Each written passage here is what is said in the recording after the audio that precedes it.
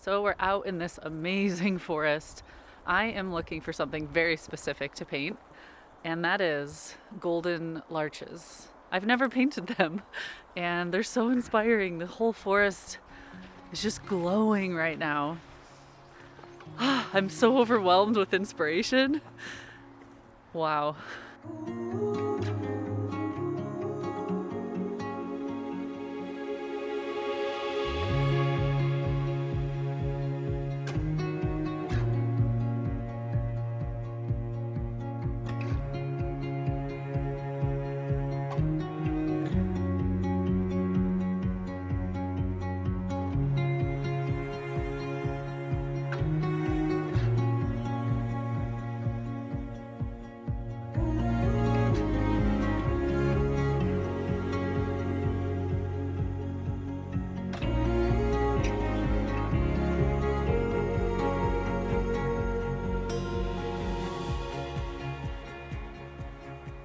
This is like luxury plein air painting.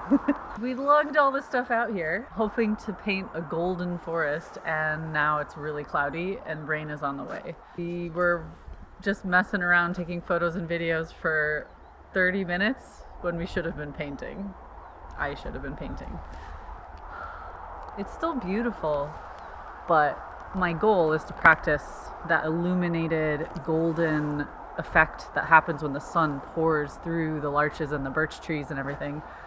So right now it's all kind of muted and grayed down, which is again beautiful, and I'll take photos of it, but I think the best course of action is to go back home and paint from my references and videos, and then, oh, it's raining.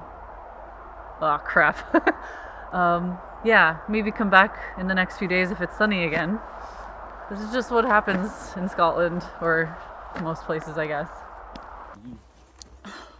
My heart is aching to paint the forest in the sunlight, and I've just not lucked out lately with every time I go out to paint or get ready to go out to paint, it starts pouring. I mean, there's blue skies right next to us, but it's just raining right here. And I'm sure as soon as I get in the car, it'll be back to beautiful sun. But there is a bigger storm coming in an hour or so, so, you know, better safe than sorry. I don't mind painting in the rain so much. It's just that I'm using gouache today, and if it really starts coming down, it can easily get ruined. Plus then, poor Wolfie would have to hold my umbrella over me. It'd be like, so I feel like that would be an abuse of my power. The sun is back. I'm dying inside. I have to paint.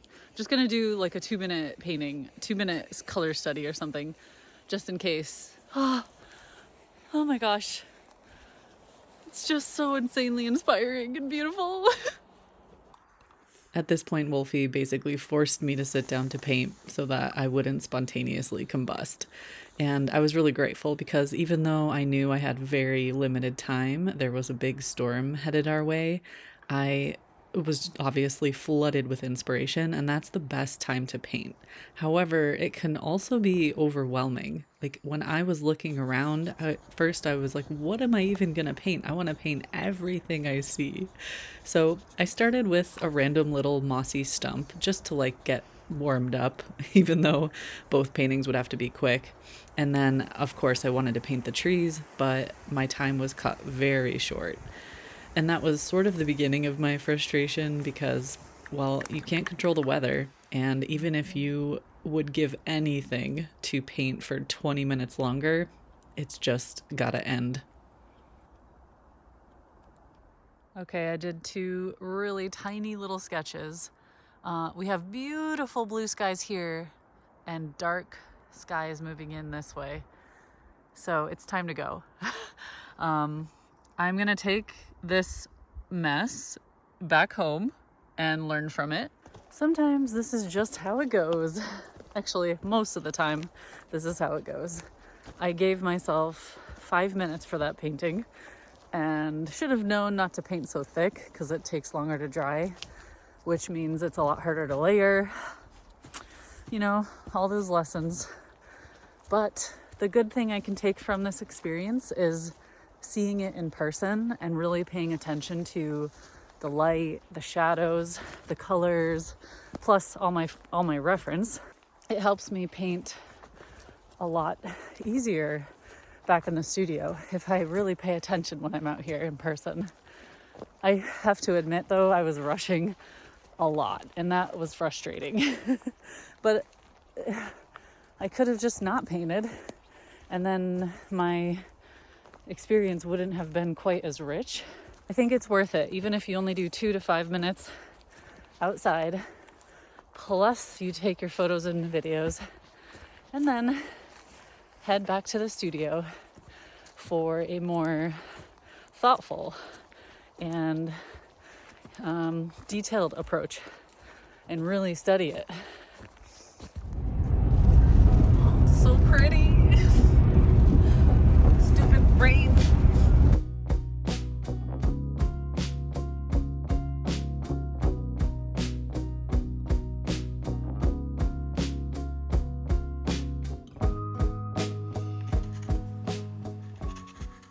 Step 1 is to distill everything I experienced outside.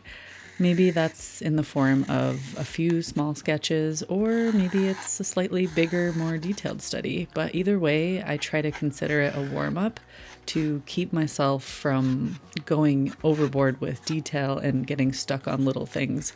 Instead, I want to focus on capturing the light and the atmosphere and the feeling I experienced. So I want to keep it loose and somewhat quick.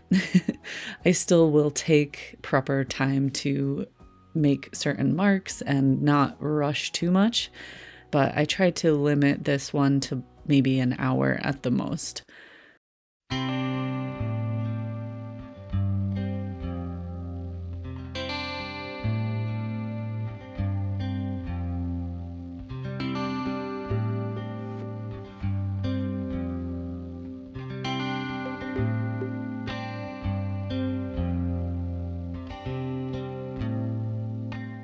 Okay, let's talk about some strategies for painting these types of forests.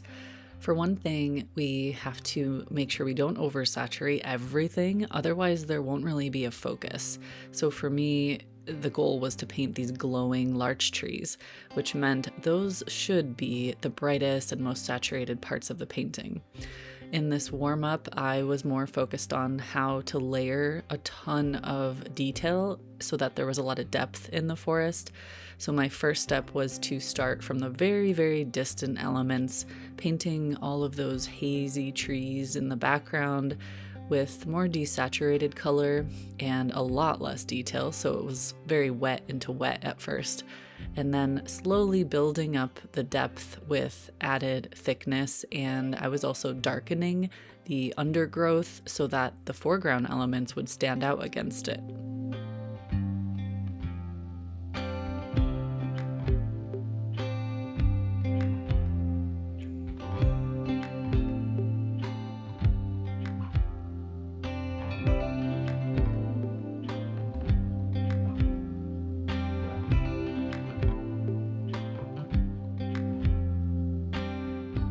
By now, my brain is pretty tired, so it's usually a good time to stop and either take a break for a while or just call it done and learn from it, which is usually what I do.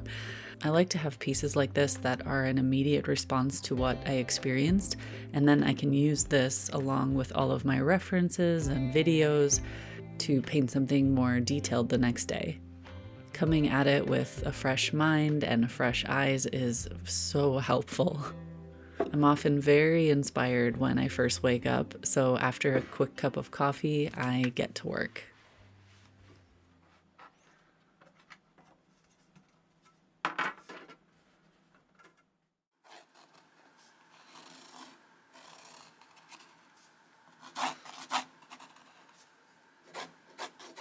My goal with this next piece is to be much more detailed and meticulous. I want to create a more realistic scene, even if you're an artist who loves to create really stylized, almost fantastical paintings. I think that it's extremely helpful to study realism. Studying the truth of nature really helps you understand how to break the rules in a pleasing way. I'm not saying this works for everyone, but I find that if I go too long between studying realistic scenes and really focusing on capturing accurate colors and textures, that my personal paintings, which are very stylized, just kind of feel very flat and I lose the magic of light in the painting. So I like to take my inspiration from the truth of nature, especially in regards to light, but oftentimes I'll shift the colors in a different way than what I saw in person.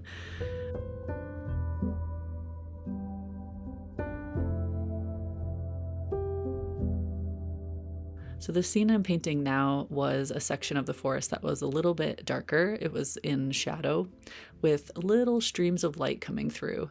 So only little pieces of the tree trunks or the leaves or the large needles were illuminated, and the rest was quite shadowy. So what I did was paint the distant elements first with bright pops of color. And then in front of that, I painted really dark, shadowy areas of, well, it's kind of a mush of trees and bushes and all sorts of things, but I used much darker pigment and kind of kept it a little bit grayed down, although I still wanted it to be colorful. And then, in contrast to all that green, I'm using a lot of grays and purples and blues on the tree trunks themselves, especially in the foreground where the light's going to be hitting them. Shifting between areas of light and dark in a forest is super important. There are different ways you can draw focus to certain areas, like color or contrast, or both, and or using some kind of interesting texture or mark. I like to balance all three of those, and in this case, I made sure to keep this foreground tree, the one with the largest trunk, kind of isolated. So it's got a lot of darkness around it, and the tree trunk itself is the brighter area. What I learned from this piece was, once again, I went a little bit too saturated in the majority of the painting. Even though I like the results, it just was a bit too much. And these days, I'm really trying to focus on mixing and using grays to my advantage. If you study realism and look at a lot of masterworks, you can see that gray is pretty much the most prominent color in the painting. All the colors will be grayed down except for areas of importance. Or maybe the entire painting is a little bit gray, but they use contrast to draw your focus to something. In an autumn forest, it can be tricky because it seems like everything is super saturated, like the green mosses and bright pine needles and everything. And as much as I try to follow the idea of mixing grays and making sure I control where the eye is going in the painting with color and contrast, it oftentimes gets away from me. So it's something I'm learning and I'm working on.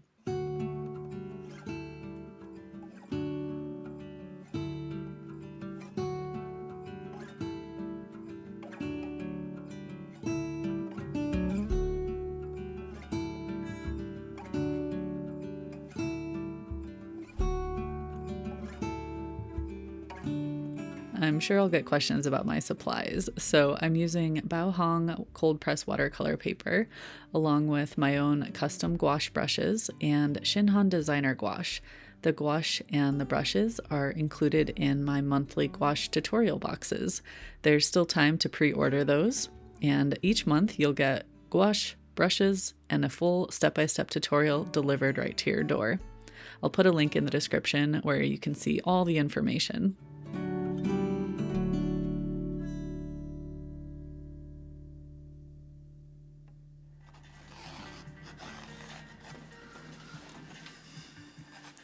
After that really detailed study, which probably took me about 2 hours, I was in the mood to be very playful.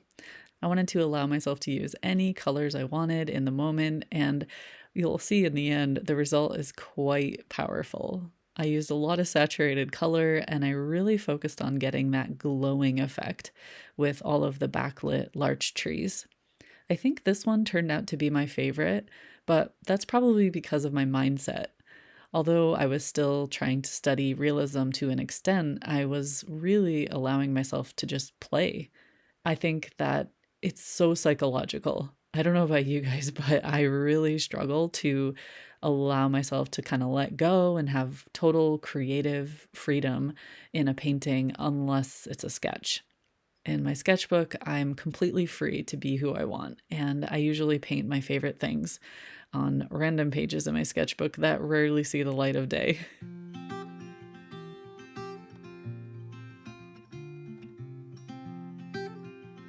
The strategy I had was to paint a ton of vertical elements in the distance. So I was starting from the very background, painting all that bright yellow, orange, basically all the light pouring through those larch trees. And rather than paint blue or anything in the sky, I left it bright white. I thought that this would help capture that overall almost glaring effect that you can see in the forest, especially in backlit scenes.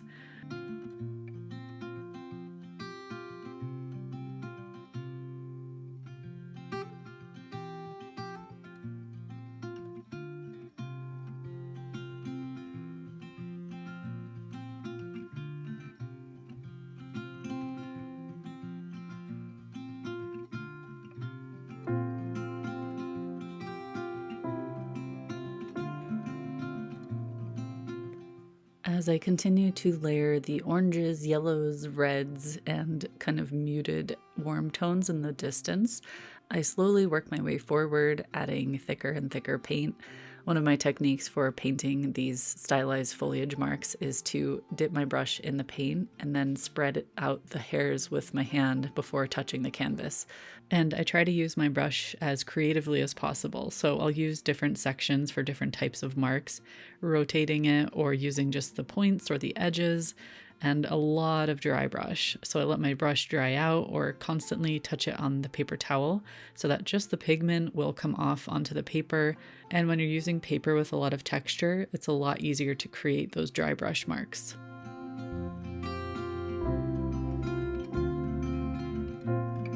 At this point, I can also see if my values are okay.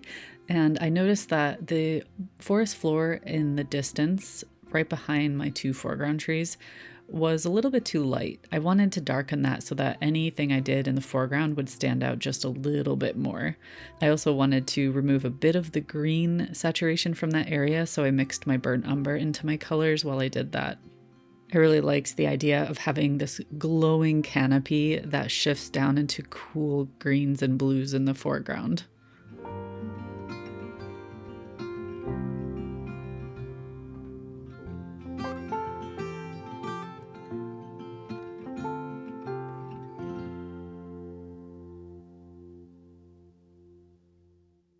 There were some low-hanging branches with really bright backlit leaves, so I saved my brightest saturation for these marks, which is again why I needed to darken and mute the colors right behind it.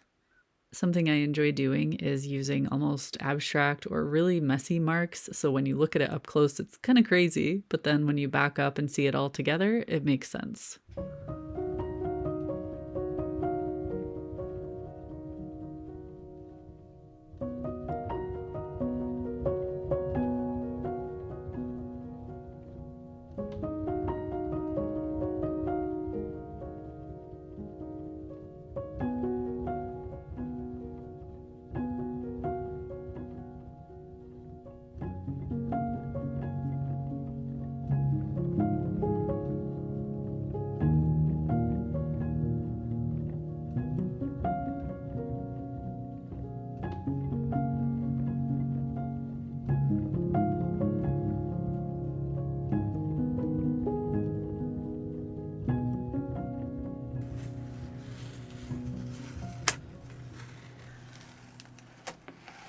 I love taking a day or two to study a theme like this. So, whether it's autumn forests or snowy mountains, really staying focused on the task at hand helps me to learn a lot.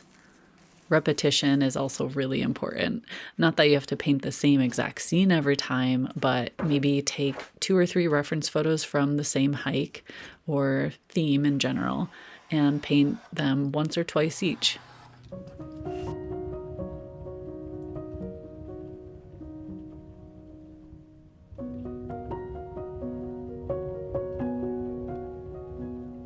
I'm really curious to know which of these is your favorite. Is it the loose, quick study I started with, the more realistic, detailed study, or the slightly more expressive and fun, colorful study at the end?